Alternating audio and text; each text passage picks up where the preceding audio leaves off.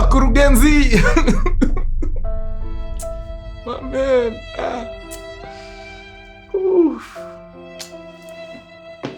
Mbona nimepata ripoti simu ilionekana, lakini imevuka boda, iko Uganda. Hey.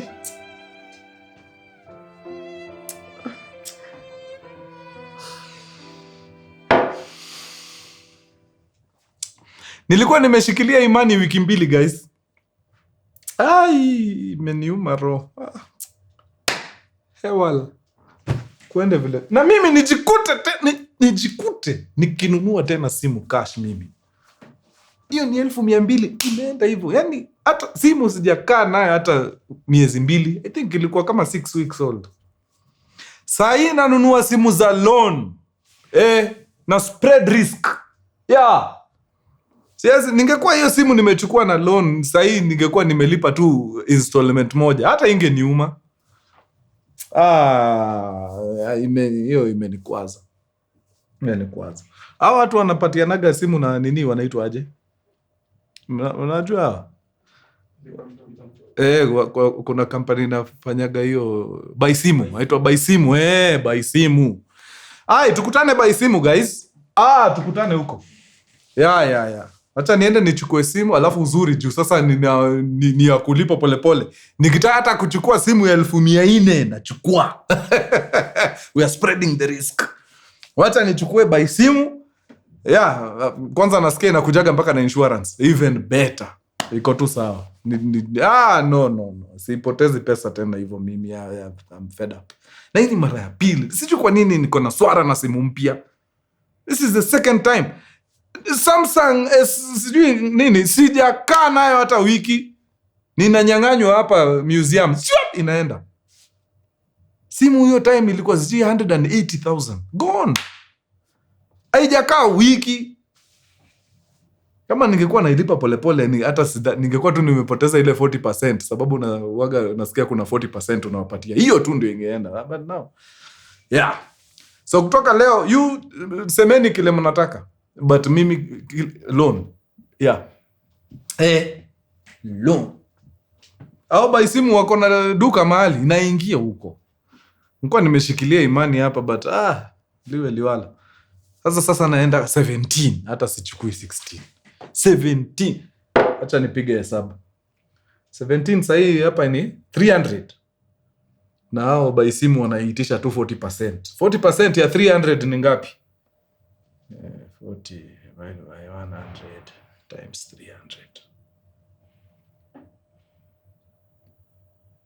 300. 120G. Sawa. Hiyo iko sawa. Yeah. Kujeni mchukue hiyo pia. Mchukue hiyo nirudi tena buy simu. Nipatie nyingine ile imekwenda.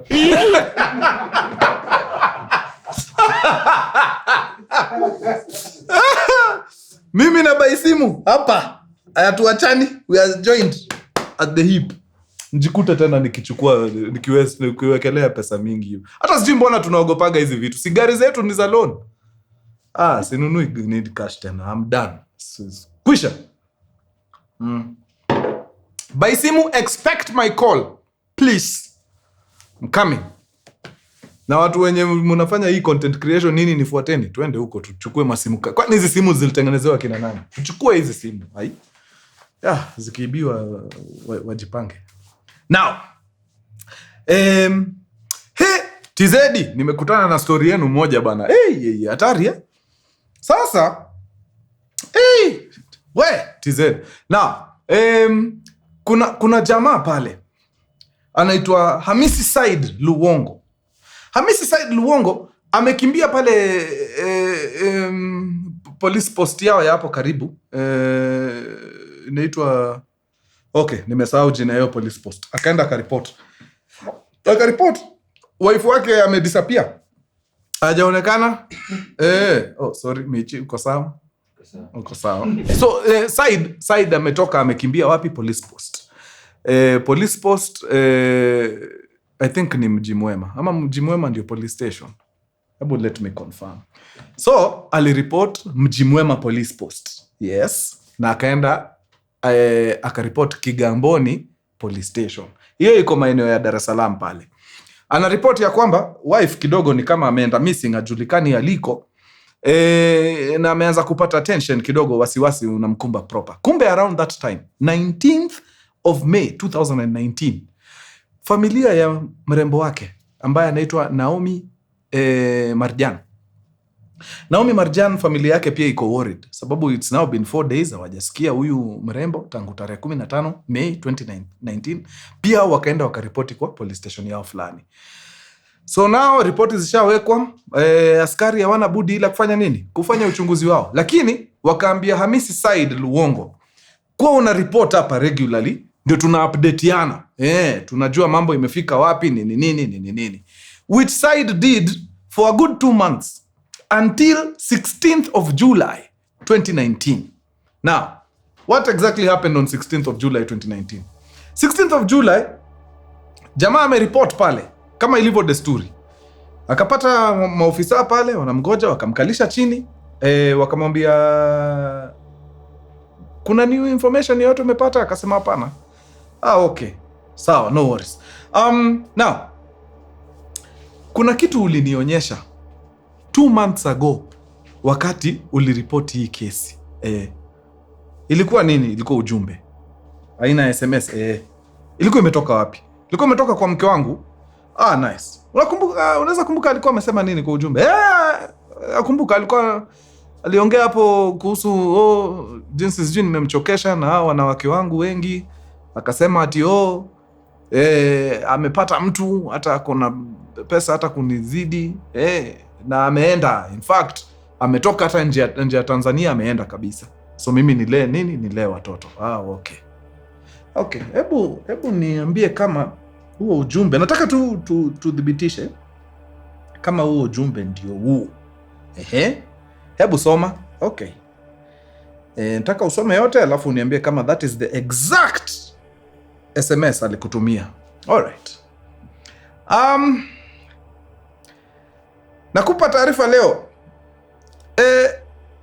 Siku ngapi hujalala nyumbani? Imekuwa muda sana tangu ulale hapa. Sasa nakupa taarifa.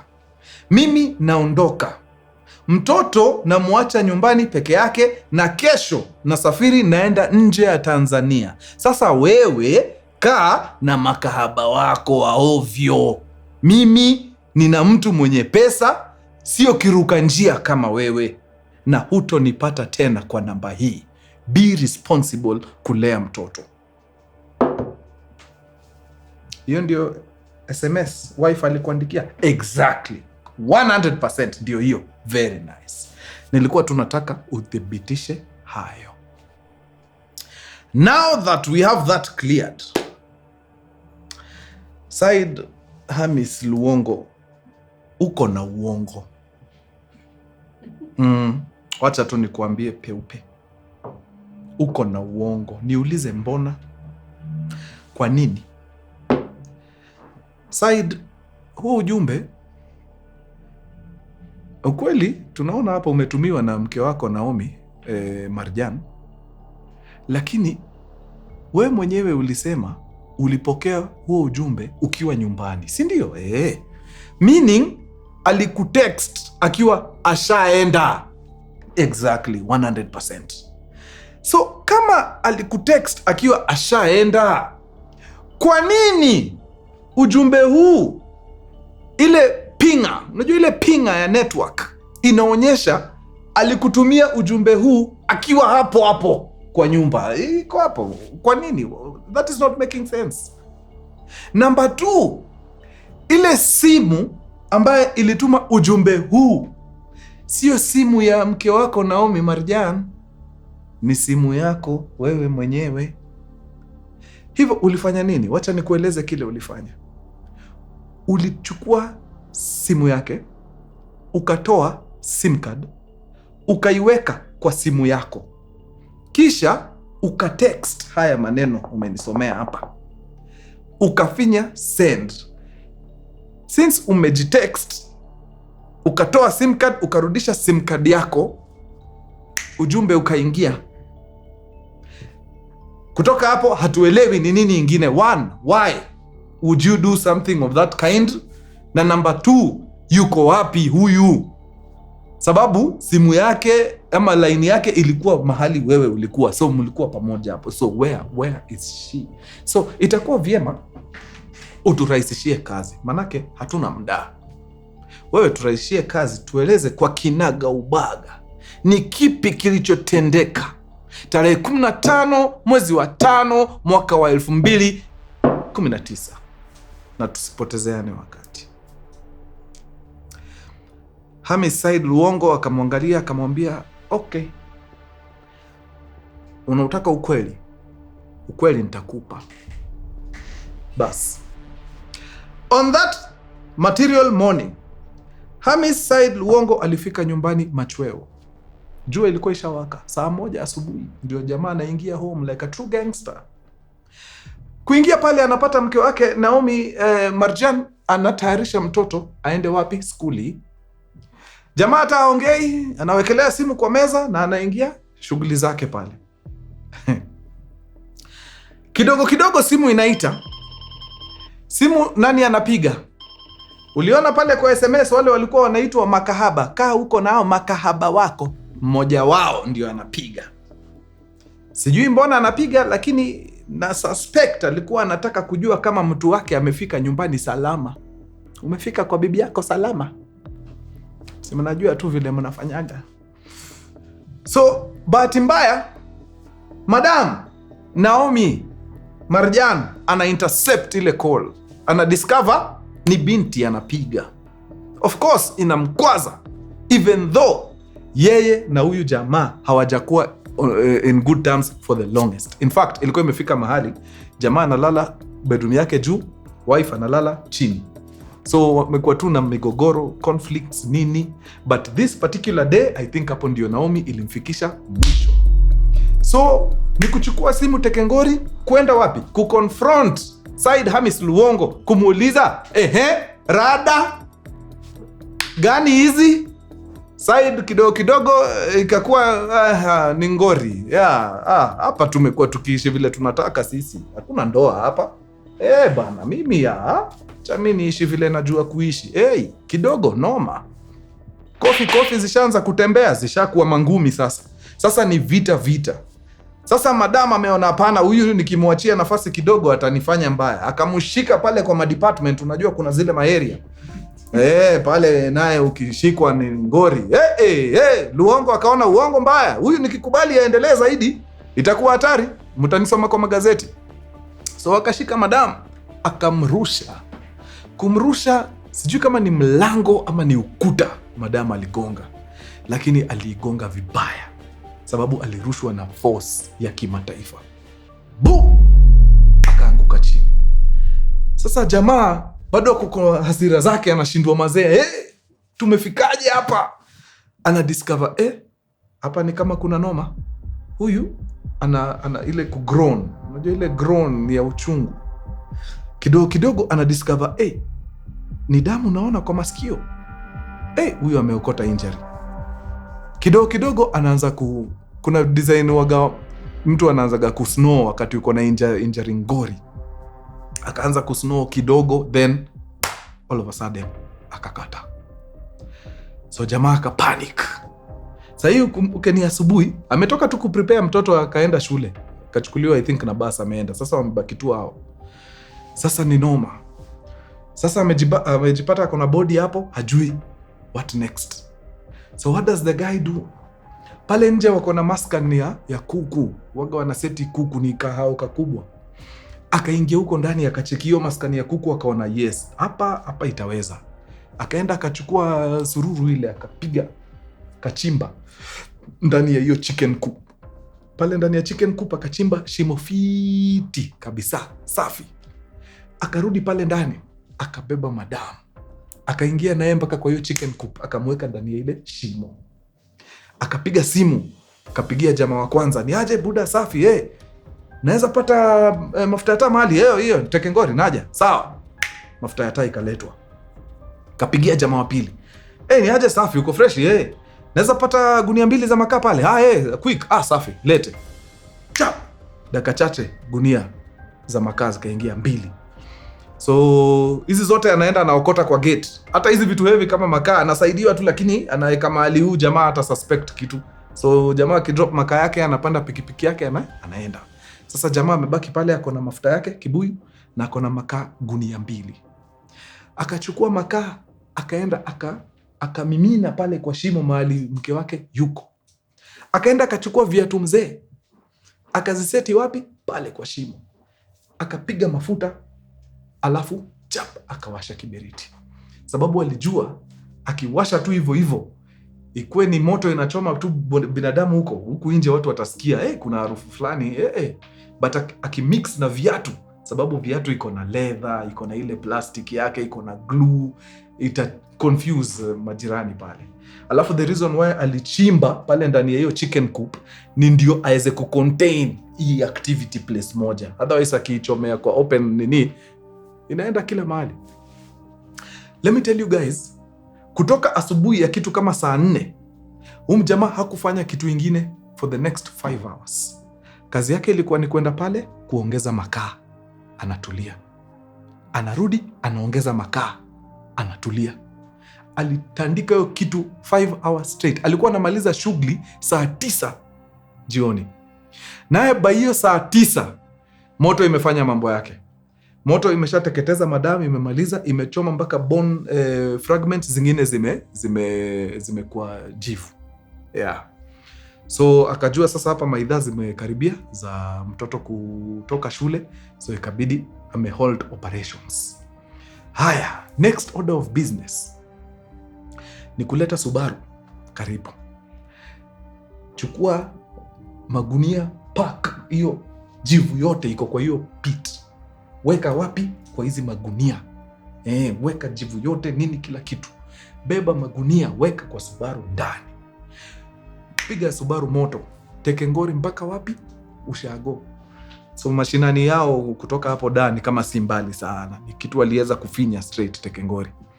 Akafika huko kwa shamba, akaenda mahali kwa ndizi pale, akachimba, akamwaga hiyo ash yote pale, akafunika na akapanda nini? Mgomba mwingine wa ndizi pale. Na akarudi na akaenda akatulia. So tarehe 15 imeisha hivyo, 16 imeisha hivyo, 17 imeisha hivyo, 18th, on 19th after sasa watu waanze kuwa suspicious. Hata familia ya Naomi Marjan huko washaanza kwenda kuripoti, ndio yeye pia akakimbia akaripoti, akasema mambo yamefanyika hapa kidogo, sioni mke wangu, lakini aliniacha na ujumbe. Sasa hiyo ujumbe akapatiana. Polisi wakachukua, wakaona okay, amekwambia hata ametoka nje ya country, okay. Basi wacha tu kama hivyo ndio iko, wacha tu tuone tu maybe hata. But after intense pressure from Naomi Marjan's family, the cops wakapick up his story tena, wakaanza kuchunguza. And exactly 2 months after it was reported that Naomi Marjan was missing, watu walikuwa washa PC nini yote na wakadiscover someone is not telling the truth, and that someone was none other than Hamisi Said Luwongo. So tarehe 19 vile alienda pale kujisalimisha kwa police station kama ilivyo desturi, walikuwa wanaingiaga huko kucheki updates. Hapo ndio cops wakamweka kwa kona vizuri na akaconfess, akasema kila kitu. Maofisa wakamchukua sababu lazima wadhibitishe, wakamweka kwa gari na wakakimbia Tekengori mpaka Ushago kwa kina Luwongo, akawapeleka mpaka ile mask analizika ashes za wife, wakafukua na ukweli wakapata bone fragments, na wakiangalia wanaweza ona yenyewe ni female, but sasa kupata DNA hapo ni tricky sababu zilikuwa burnt design tricky sana. So ikabidi tu hiyo confession yake ndio itumike. Mashtaka yakafunguliwa pale haraka faster. Kesi ikasikizwa na judge akampata na hatia na akamhukumu kifungo cha kifo. So as we speak, Hamisi Said Luwongo amehukumiwa kunyongwa. Sijui kama huko kwao ni kama huku kwetu ukiingia death row hiyo inamaanisha tu ni life sentence, I don't know. But that is the situation as at now. Okay. Ni noma. Hizi macrime una committing ukifikiria umecover tracks kabisa, lakini kitu kidogo tu inakupeana. Actually hata sijui mbona jamaa alikuwa na bother na hiyo story ya kutoa sim card kuweka kwa simu yake. I don't know. Hiyo ndio ilimshikanisha hapo. But ni God alikuwa anapanga tu mambo yake ndio tujue. Huyu ndio mtu amefanya hiyo. Bas, nafungia hapo. Hiyo ndio story ya Hamisi Said Luwongo. Sasa yeye ako ndani. Anangojea tu. Anasukuma mashtaka kifungo huko. Bas, imekuwa true sana wadau. Tuonane round 2. Nyenye ni wa deadly. Adios muchachos. Peace. And it's a wrap for the day.